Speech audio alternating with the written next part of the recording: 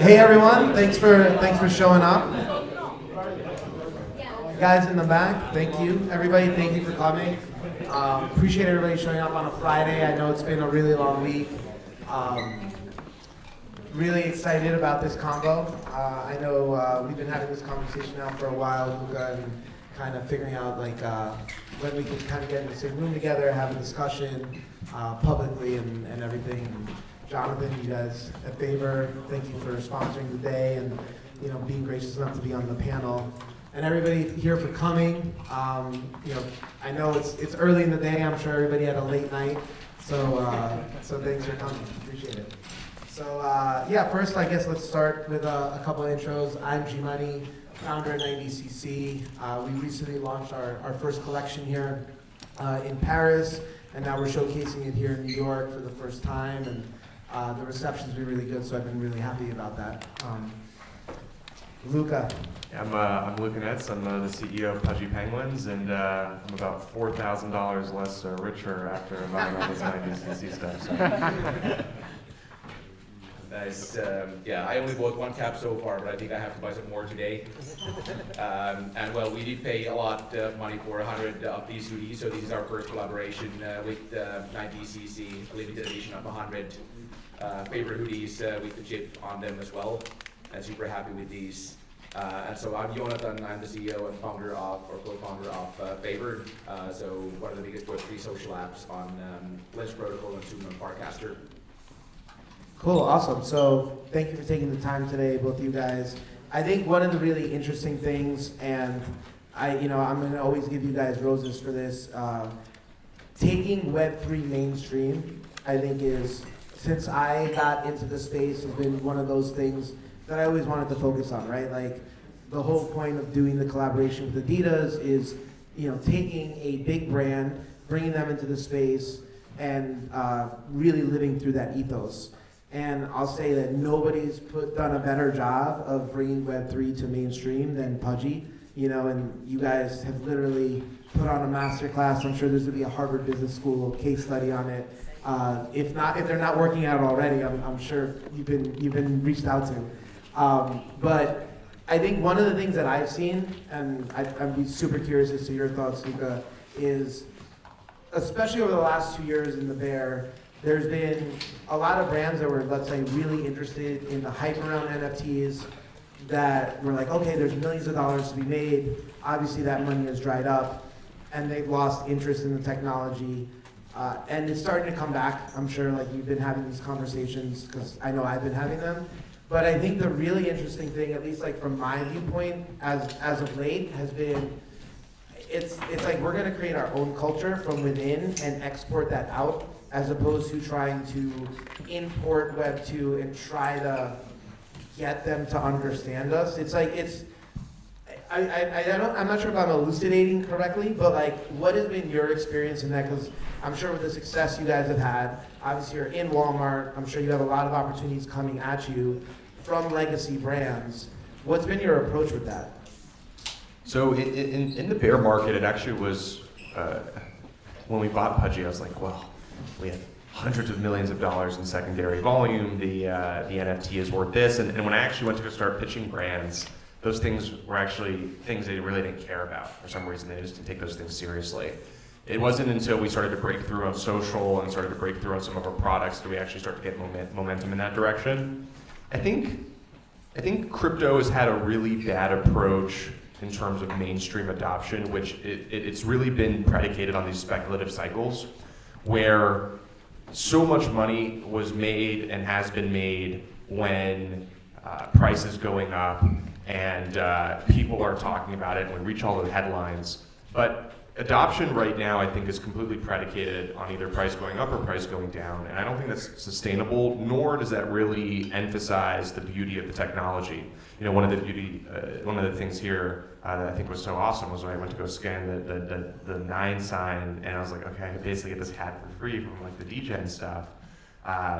There's mechanics and levers within Web3 and within crypto that make the value proposition for the end consumer exponentially more exciting than anything that you see in the real world. And there's actually a huge unlock with these digital items, whether it's tokens, whether it's NFTs, obviously they're all tokens, but under the category of tokens and tokenization, you can give people things in the digital in which they can trade or sell, while also, unlocking things in the physical. And that was actually a huge selling point for Walmart.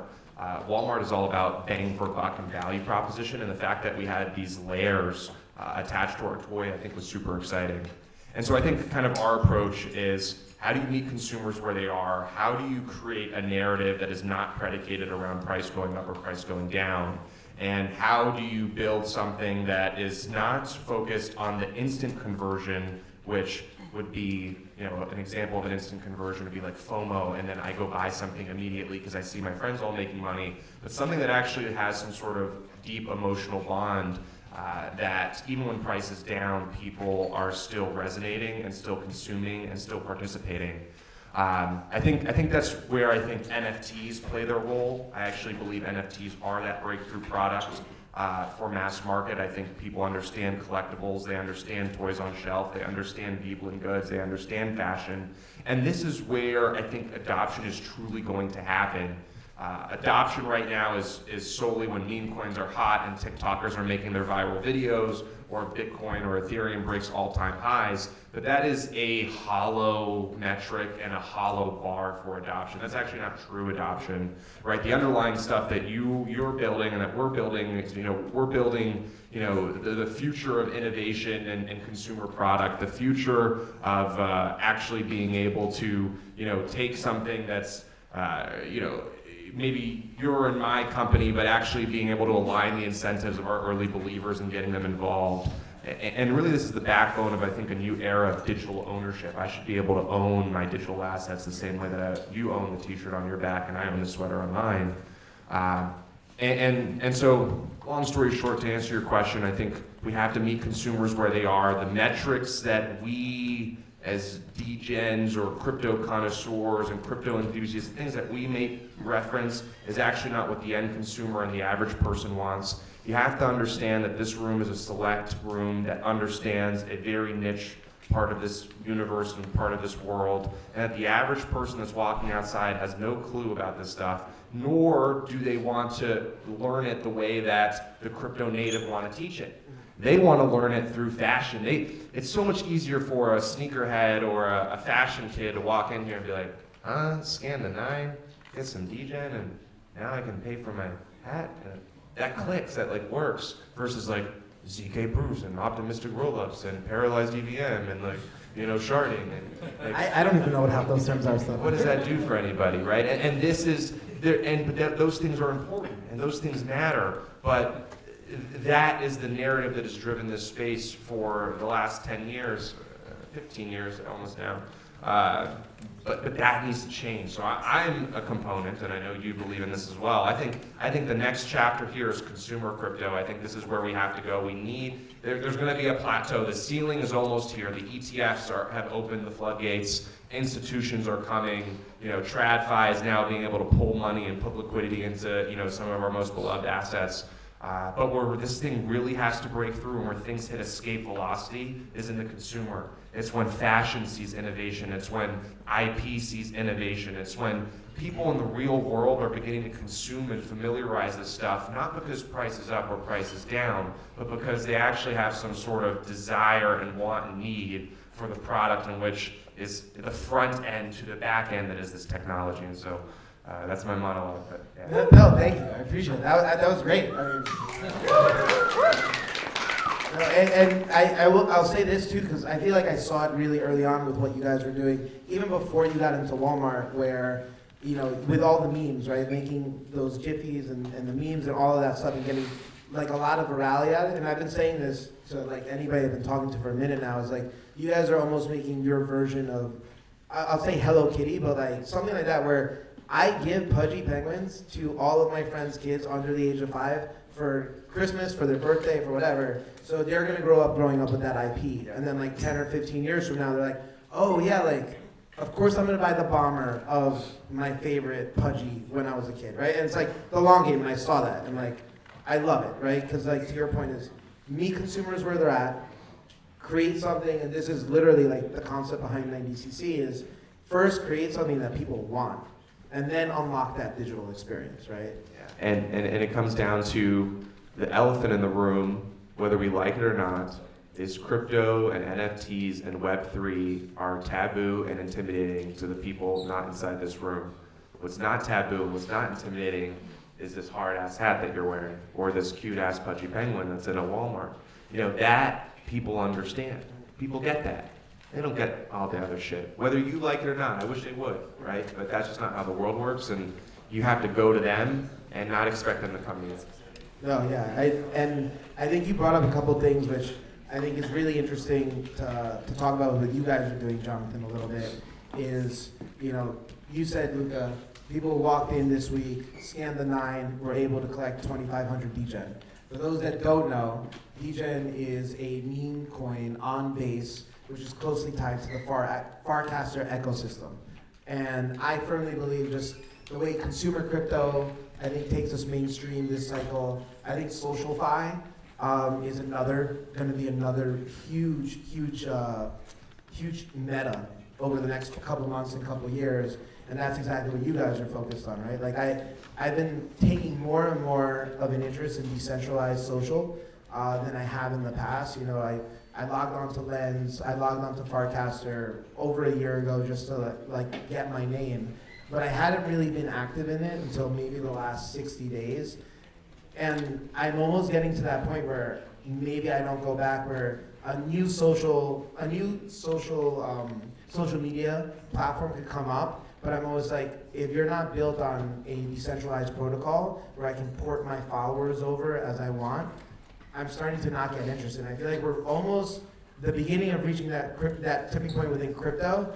And then the thing that gets me excited is then what does that mean for, you know, consumers going mainstream? So I'd love to know a little bit about how you're thinking about that at Phaver, what your approach is, and I guess, you know, what the opportunity you saw originally was that proceeded to get you to start the protocol. Yeah, I first of all fully agree with what Luke was saying, that like we cannot get people through optimistic roll-ups and probably not even meme coins. I still haven't figured out how to buy myself DGen. I went to check, do I get I can the show you DGen? later. I can show you later. I tried to see if I got any free DGen. I didn't get any free DGen, then I gave up.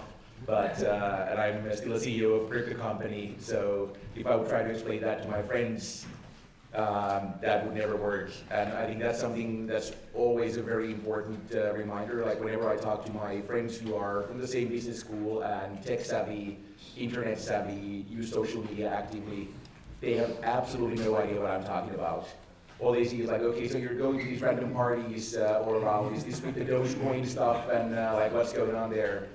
Or with my partner, the only thing I've been able to explain is like, yeah, we're partnering with Pudgy Penguins. They're the things you're seeing on Instagram. And I was like, oh yeah, I know those. They're super cute.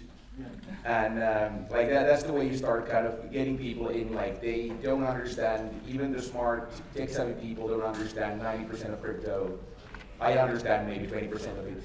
So, I mean, I guess like the question I have is, what I'm focused on, and I know like I favored enough of the Pudgy toys that the crypto gets it's what's going on in the back, but you don't see it in the front, right?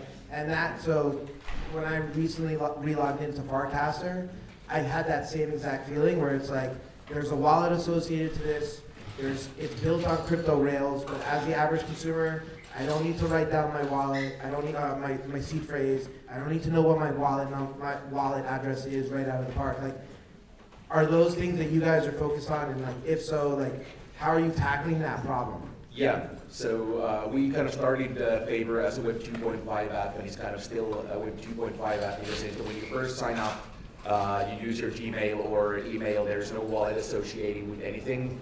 And it's just a very kind of Web 2 simple user experience to get started. Then what starts making it Web 3 is that we were the first app to support Lens protocol almost 2 years ago when they rolled out. And since then, the moment you connect your Lens protocol, your profile becomes Web 3. So after that, all your followers go on chain and you start owning things. It goes across the protocol into all the different applications. And next week onwards, we're integrating Farcaster into the mix, so then you can actually claim your entire Web3 audience in one place, but the user experience is still feeling like Web 2. So one of the next steps is we are going to be integrating a wallet creation support. So in the creation flow, we'll create your wallet in the background and make you kind of part of the ecosystem, but in a way where you don't have to understand it, you don't have to care about it. But what you're kind of getting is a modular social media. So when you want to connect your Pudgy Penguin and show it off, you want to go to an exclusive Pudgy Penguin community on Phaver, you can do that. The only thing you have to do is use whichever wallet app you happen to have for your Pudgy to connect it.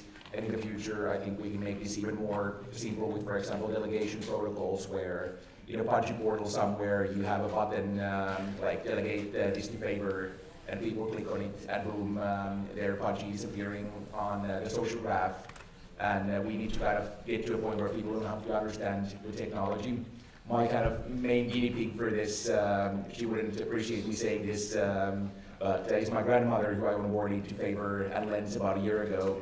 She's actually now an influencer on Phaver and Lens. She found her niche. She's sharing my baby pictures that are for some reason very popular. That's pretty good. I think I might have to sign up for Phaver right after this to be part of it. Go check out Lens. She has some pretty amazing content. And that's kind of my benchmark. I'm trying to build an app that my grandmother is able to use. And she's managed to delete her Facebook twice by accident. So we're trying to build something that is grandmother-proof, because at that point, that's the golden standard of consumer applications. And we're obviously not fully there, so when I had to onboard her into Lens, I had to go and create her Rainbow wallet and then mint her Lens into there, and that she would not have been able to do herself. It took me half an hour because of some glitches. But very soon we're at the point where all that happens just by clicking yes, yes, yes, and then you're on Web3, whether you're a grandmother or a degen or anything in between. And that's super important that we build a graph where kind of you can be Vitalik or you can be my grandmother, but they both are able to exist on the same graph. They're able to get their own benefits, whether it's full decentralization or ease of use and just the meaningful conversations like my grandmother.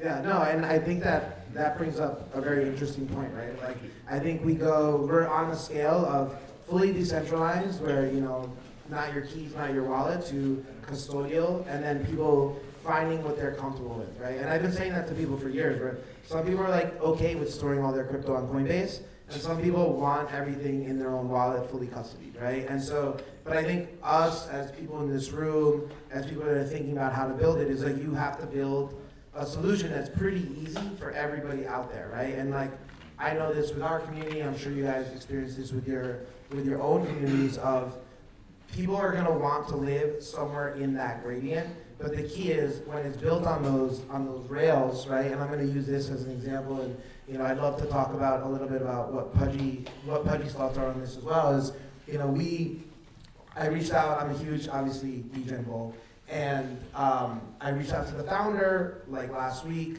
and we had this conversation, and he was telling us, we have to deal with bots, right? That's like an issue that we're actively trying to solve. I'm like, cool, well, my community is no bots. It's all real people that show up, check in, interact, all these things. He's like, all right, cool, let's allocate 1.5 million degen to the pop-up this week, right? And that's what allowed us to, you walk in, you scan it, you enter your ENS, your wallet address, you get 2,500 degen airdrop, right? Which, what he's trying to do is increase his community.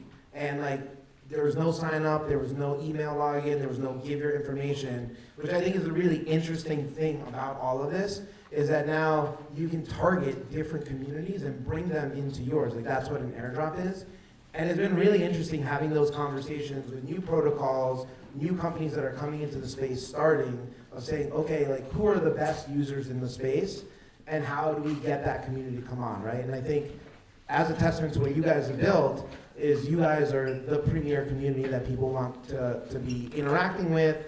You guys have great builders in the community. I'm sure you guys have had tons of conversations behind the scenes.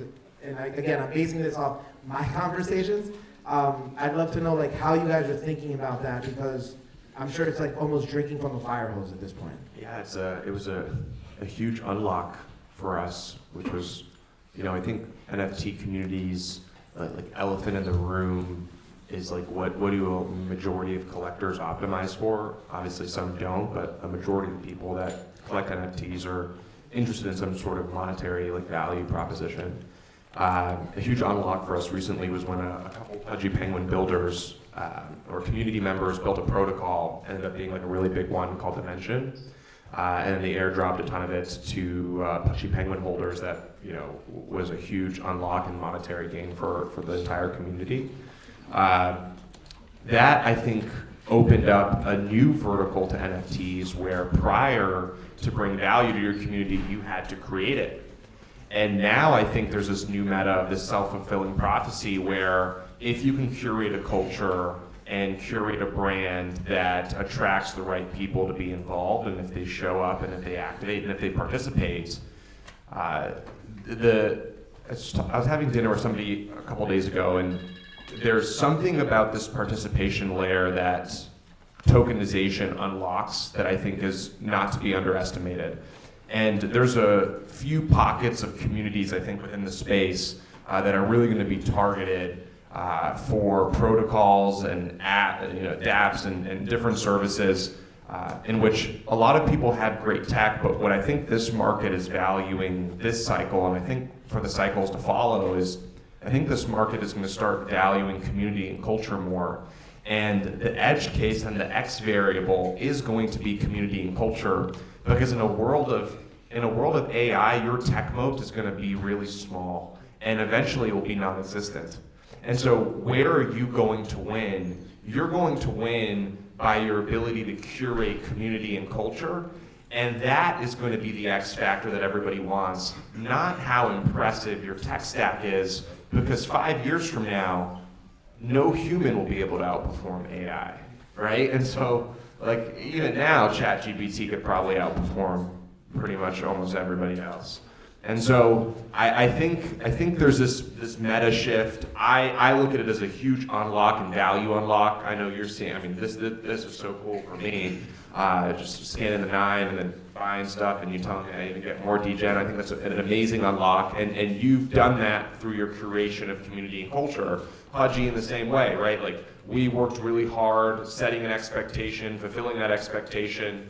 That expectation curated a community and culture, and obviously the community and culture was already there prior to us, and we just, I think, refined it and made it even stronger. That now is a X factor and an X variable to potential protocols who are looking to tokenize and trying to get a jump start in that facet in that department. But I think if you look behind the hood or under the hood and you really analyze this stuff even further, the community and culture will be the defining X factor moving forward in a world where no single person will be able to outperform artificial intelligence. What will you have? I've actually been, it sucks because I meant to publish it this morning, but I wrote like a little article of this. I titled it, "The Tokenization of the Future of Culture is Tokenized."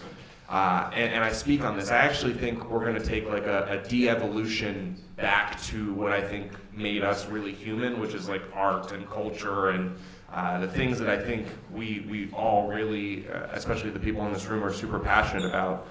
I think this is going to start to become the defining X factor in this cycle and the cycles to come.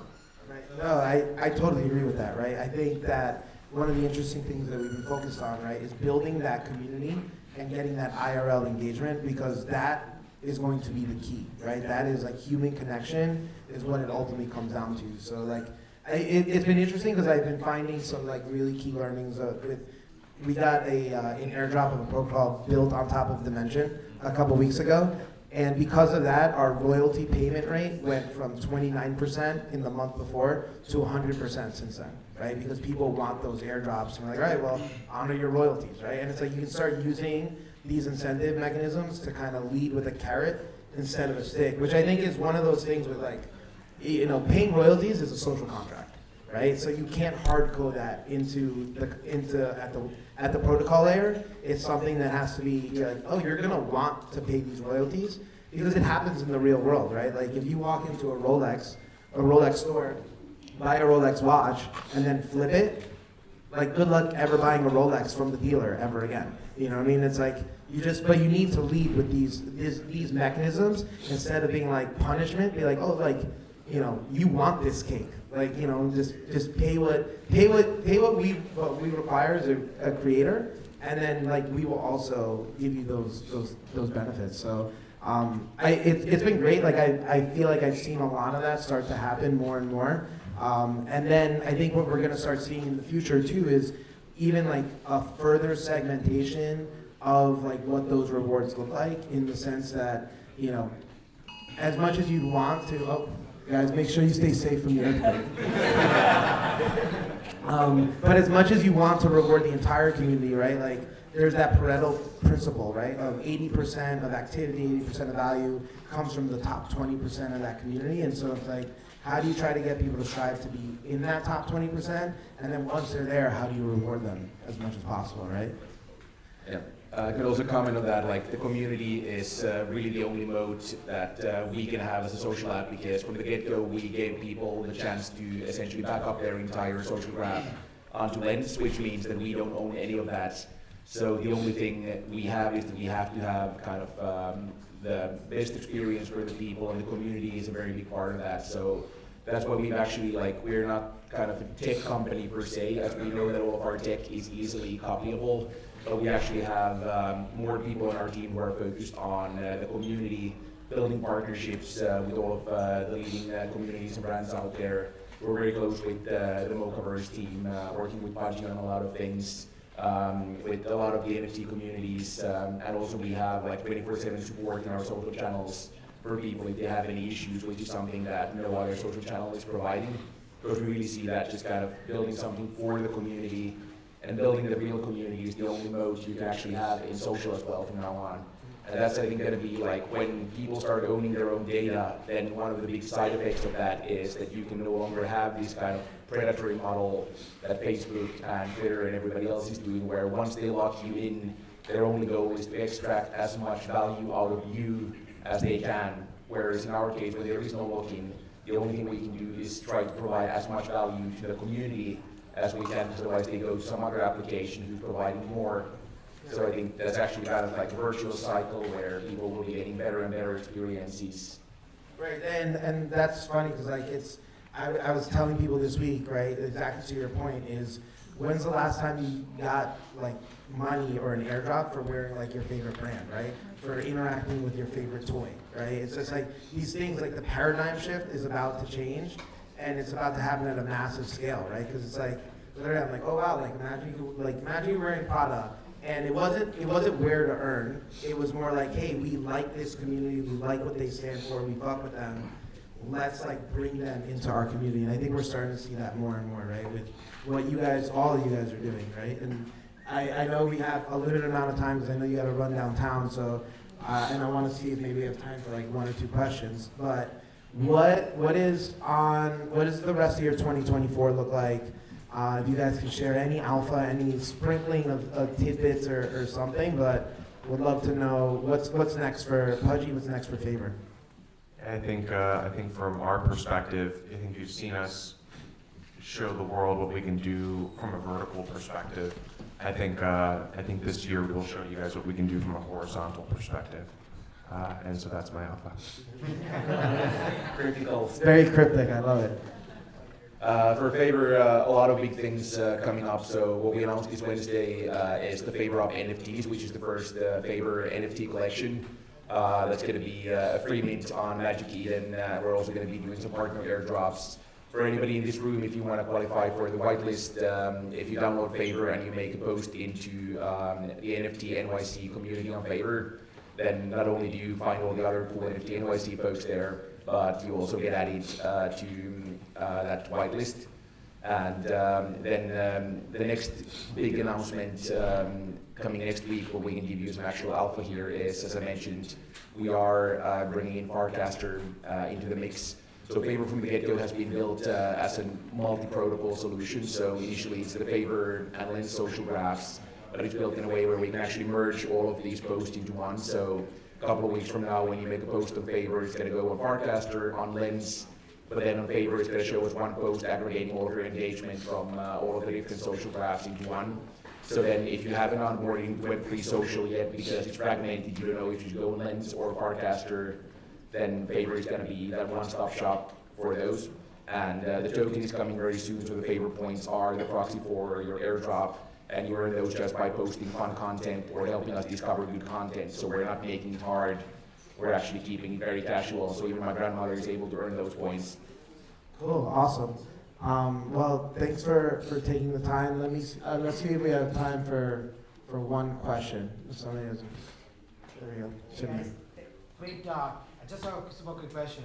When can I use DJs on Phaver? We're working on that, so let's try to add that into the mix as well. Gigi.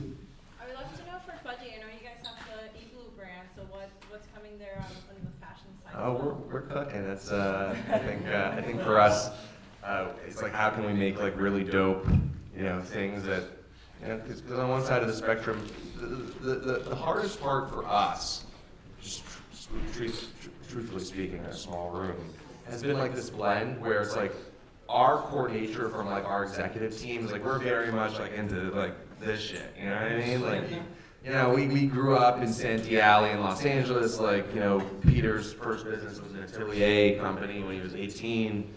And then like obviously on one side, and then we have like this cute Pudgy Penguin that is, inclusive for all. And so Igloo, I think, is like kind of our way to cheat our way into doing things that we're a little more accustomed to and familiar with, and how do we bring the cool factor into the Pudgy brand, and we got some cool shit cooking, maybe, yeah. Yeah, I mean, I think the first time I met you guys, right, it was in Miami. We met up for lunch. You're like, oh, you want to come by the office? And it's the first time I met Peter.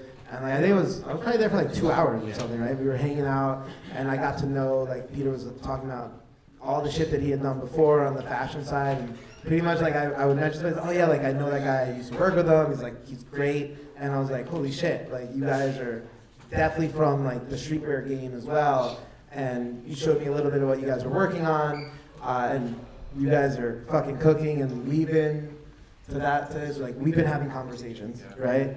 So like it's, I think we can do something cool, right? Yeah, speaking of that, I forgot to mention these hoodies that I'm wearing are also our first 9dcc collab. We're also trying to make it to a place where this feels more like a fashion brand instead of boring crypto merchandise. You can tell us whether we're succeeding at it or not, but if you like these, we have a very limited batch of them with us today. If you show me or one of our team members your Phaver app and you've connected at least one blue chip NFT, such as a Pudgy or something else cool, onto your Phaver profile, we'll get you a hoodie as well. Well, thanks for taking the time.